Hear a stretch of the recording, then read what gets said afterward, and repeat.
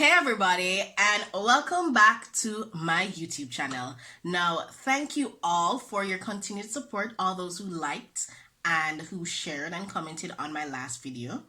I'm Nella, for those of you who don't know, and today is another Storytime video in the Tuesday Tales series. Now, if you missed the last video about the time I had a creepy stalker come into my home, then please do check it out. And I'll link it down below.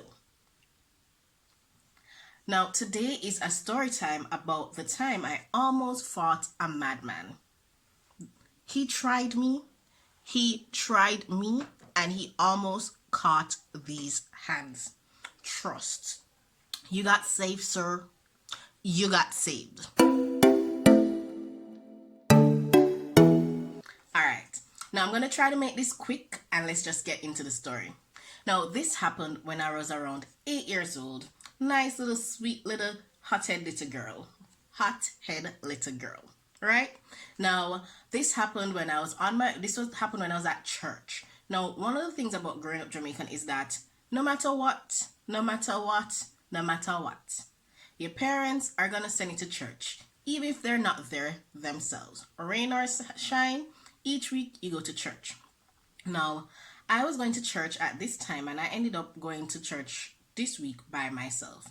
I don't know why.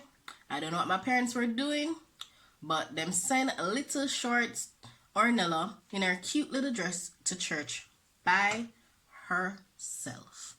Because I need to get my spiritual education and enlightenment, and they can stay home and do God knows what. Okay. Alright, no, this is not to call up my parents or anything. So I was on my way to church, and usually when you're a child and you go to church, there's Sunday school after. So I had my nice, cute little Sunday school stuff waiting for after church to go to Sunday school as well. And I was late for church that morning.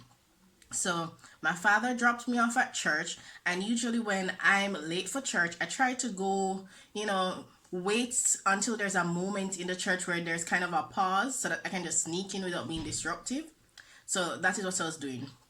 Now, how my church is set up is that outside there are some benches where you can sit outside for if the church is overflowing, or if you have children who might be crying and making noise, the parents can carry the child out and still be involved in the service. So we had benches outside for that.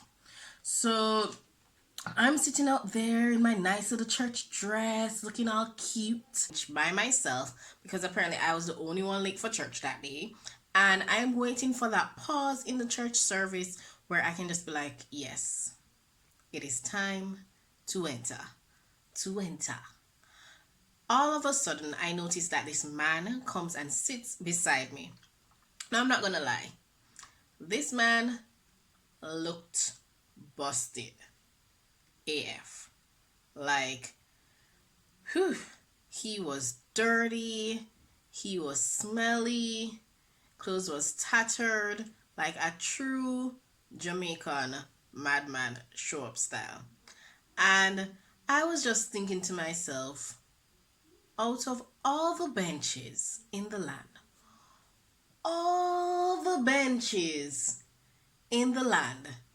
why did this man choose the one that I was sitting on to come and sit beside me? Now you tell me. Right, so this man comes and he sits down beside me, and I'm there waiting for the pause in the church service, still trying to pay attention to what the pastor is saying and what the service is, what is going on in the service. And this man decides to start talking to me. I am very concerned, but apparently not that concerned enough, because I responded. So he asked me if he could borrow my pen, because as mentioned before, I had Sunday school, so I had my pencils, my crayons, my pen, and my Sunday school book, all of this in preparation for my Sunday school class. Not sure what was going to be discussed, right? So the man asked me to borrow my pen, and it was a regular, smegular Papermate pen. You know, the one where it is a blue pen and it's just a regular papermate pen that everybody had. So that is the pen that I had, and he asked to borrow it. So I said, okay, I'll lend it to him. So I lent him my pen because, my mother always sent me prepared. So I had my baby wipes and I had my soap in my bag, so I could wash my hand and clean off the pen if anything afterwards. So I'm there sitting down, listening to everybody singing and getting ready to reach inside the church because I'm listening out and looking out for that pause in the service where I can go inside the church because I wasn't going to spend the whole time outside. So finally, the time I have been long awaiting for arrives. It arrives. And I'm just like, okay, it's my time. Yes. So I decide, I start packing up my stuff and I'm getting ready to go inside. So I turn to the man who still has my pen at this point, and I'm like, sir, can I have my pen back, please? This man is going to look at me and say, I'm a madman. I just touched your pen. You should have worn back the pen. I'm like, sir, can I please have my pen back? I really need it for church, for Sunday school. He repeats, I'm a madman, and I just touched your pen. You shouldn't want back the pen. You know, said I must take back pen from madman. Now, at this point, my little brain is going, and I'm thinking, what do I know about madmen? I'm like, this man says he's a madman. I'm not quite convinced because, my little 8-year-old self thinks that she's well smart now and decides, say, mad people, they don't usually know that they're mad. This man is trying to con me out of my pen. So me get vexed not knowing nothing about insight. So I said, sir, I need back my pen. No, I start get irate now because one thing you guys should know about me is that I love stationery. I am a stationery junkie. I have so much stationery in my house. I have so much stationery in my room. I absolutely love stationery. So then you combine the fact that this man come to church now. I'm coming to receive the Lord, and this man come and steals my pen. Come steal. Thou shalt not steal, sir. Takes my pen from me, and you have this stationery junkie who's all morally thinking that she's good now, or morally up there thinking no, this man really come to church, come steal my pen. So I get irate. So I stand up on the man and I start pull up on him. I'm like, sir, I need back my pen now. I need back my pen. It's time. I lent it to you and I say I want back. The man responds, I'm a madman, I'm a madman. You're not supposed to want back the pen. I'm like, sir, did I ask you that? What did I ask you for? I asked you for my pen. My pen. That is what I asked you for. You borrowed it and I want it back. Because I asked you for one thing only, not your mental history. I asked you for my pen. And the man and I are going back and forth, and I stand up now, getting ready to pull up on him like if I'm a gangster, going up and walking up on him because this man stole my pen, and I was not amused. I was not about that life. Like, sir, honestly,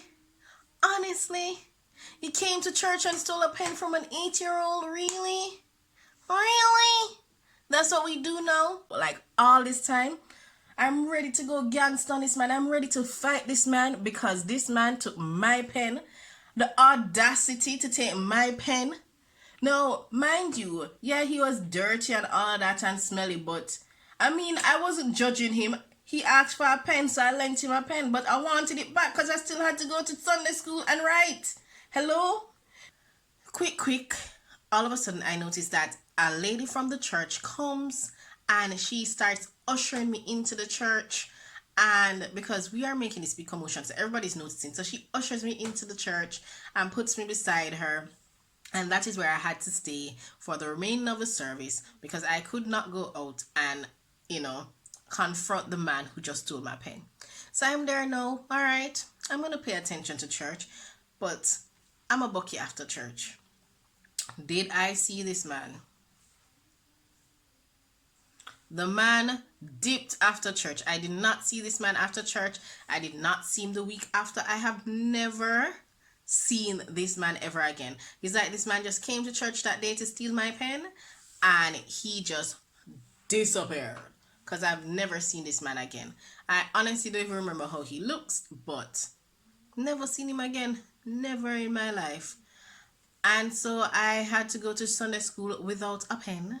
And I had to borrow a pen or a pencil from someone else so that I could participate. Can you imagine that?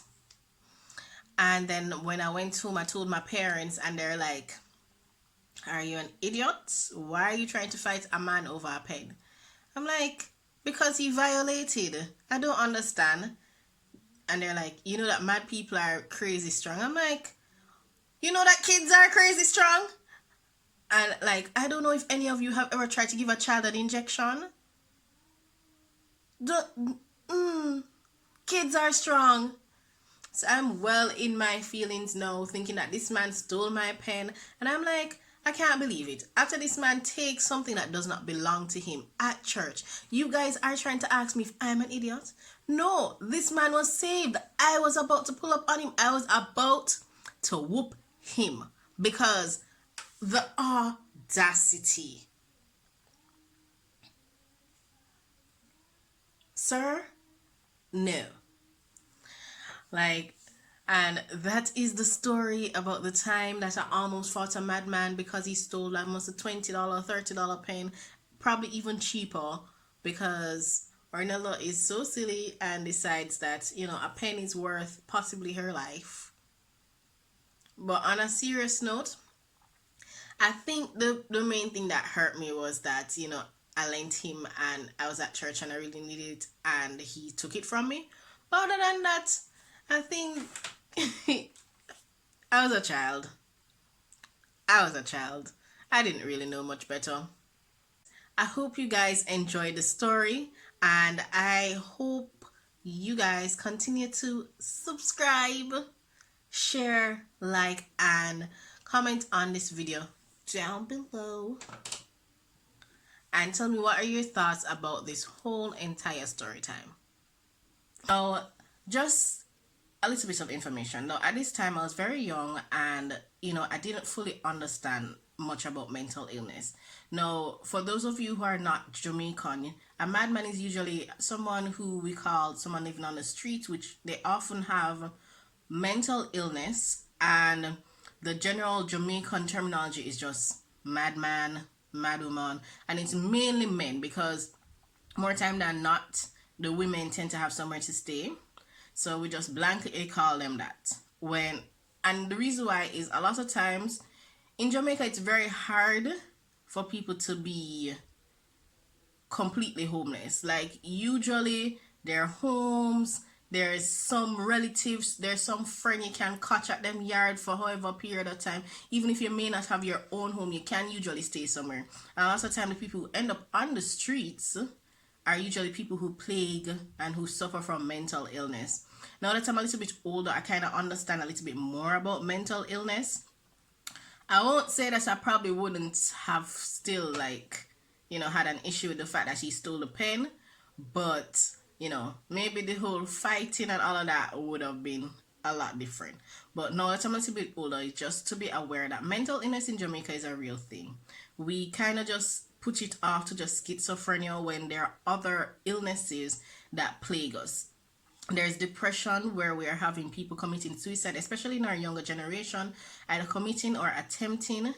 There is anxiety, general, social, whatever kind of anxiety disorders, where people are just so overwhelmed with feelings that they can't even express themselves correctly. They just feel just so anxious about every situation. Right? There's bipolar disorders, there are personality disorders, there are a whole host of mental illnesses, and it's time that as Jamaicans we kind of spend more time getting to understand and not just blanketly calling people mad people or mad this and that, and be a bit more empathetic to their plights and kind of try to do our part in serving, because even some of our very own friends can be suffering from mental illness and don't want to tell us anything because they're afraid of someone giving the stigma that they're mad and this and that and others. So it's time that in the world, Jamaica, that we do try to spend a little bit more time considerate of people with mental illness, educating ourselves about mental illnesses, and trying new strategies in how we treat our mentally challenged or mentally ill. All right, PSA, story, everything is finished now. And I want to thank you guys again for joining me this week for this very short story. It would have been a little bit funnier, but it was a real story and I just wanted to share it with you guys. Until next time. Peace. Oh, and don't forget to like, comment, share, and subscribe. All right, finally closing. Until next time. Peace.